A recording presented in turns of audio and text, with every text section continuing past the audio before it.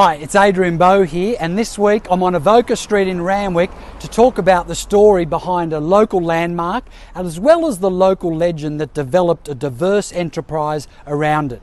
Here at 147 Avoca Street behind me currently stands the Coach and Horses Hotel. However, back in 1856, the very first business established here was the Vauxhall Pleasure Gardens by a gentleman named John Grice.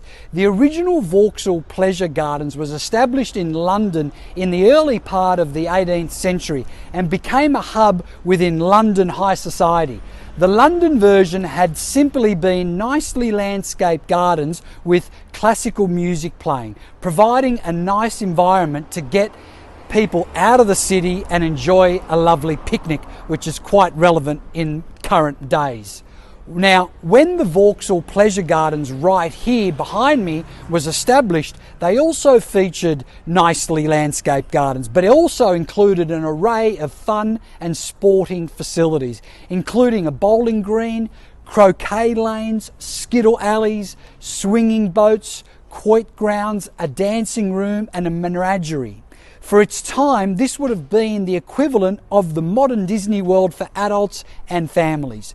Grice established the very first horse-drawn bus service between Wynyard and Randwick to facilitate the flocks of people wanting to get out of the city and enjoy the beautiful environment here in Randwick.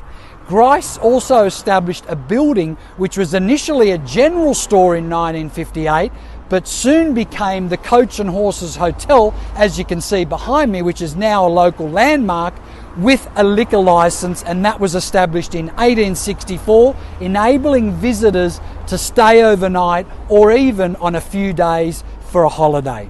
Now, between 1858 and 1864, Grice also used his fleet of horse-drawn buses to establish the area's first postal service, delivering mail and using the coach and horses in effect as a postal service. The growing evolution of Randwick Racecourse provided further opportunity for Grice. He already had horse boxes on the property to accommodate his horses that powered the buses. However, he further decided to use them to attract a growing clientele from the racing community who would stay overnight on the way to and from the racetrack, stabling their horses overnight as well.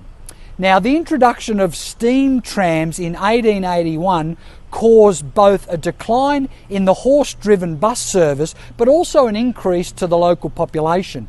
The 1880s were boom time for large subdivisions of land in Randwick to facilitate that growing population. Now, in future episodes, I'll talk more specifically about the subdivisions, but to suffice to say, pre-1880s, Avoca Street had very few properties.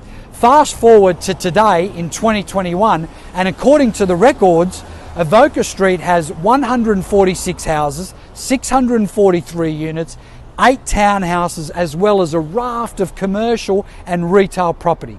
Now, 65% of people on Avoca Street are owner-occupiers, with a massive 45% of those owner-occupiers having been here for 10 years or more. There have been 6 sales on Avoca Street this year compared to 16 sales in 2020.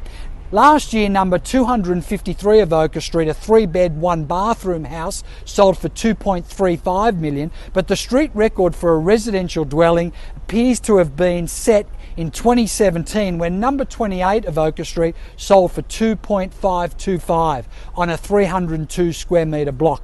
Now, I've been selling for 32 years in Randwick, Coogee, Clovelly and Maroubra areas. I've sold hundreds of properties in Randwick alone in the last few years. Last weekend, in fact, I sold apartment 5 at number 9 Frenchman's Road, a 2-bedroom apartment owned by high-profile TV sports presenter Erin Molan, and that achieved just over $1,680,000, being a huge record price and adding to the cachet of record prices that I've achieved in the immediate precinct. A few months ago, I also sold 7/2 Clara Street, a 2-bedroom deceased estate. Now that sold for $1,035,000, being well above the reserve price. Also 9 at 6 Botany Street, a 2-bedroom unit I sold for $956,000, also above the reserve price. Now, entrepreneurs like John Grice should be considered major influences on how Randwick has established as a suburb. He started the first post office, the first bus service, the first hotel, the first resort of sorts, and he was also one of the contributors to the fund that built St Jude's Anglican Church a little further down Avoca Street from where I am now. Now, I'm committed and determined to continue keeping the stories alive of these local legends like John Grice. And on behalf of my community, I make a commitment to delivering those to you on a weekly basis. Now, keep smiling and always remember your home is worth more with Adrian Bo.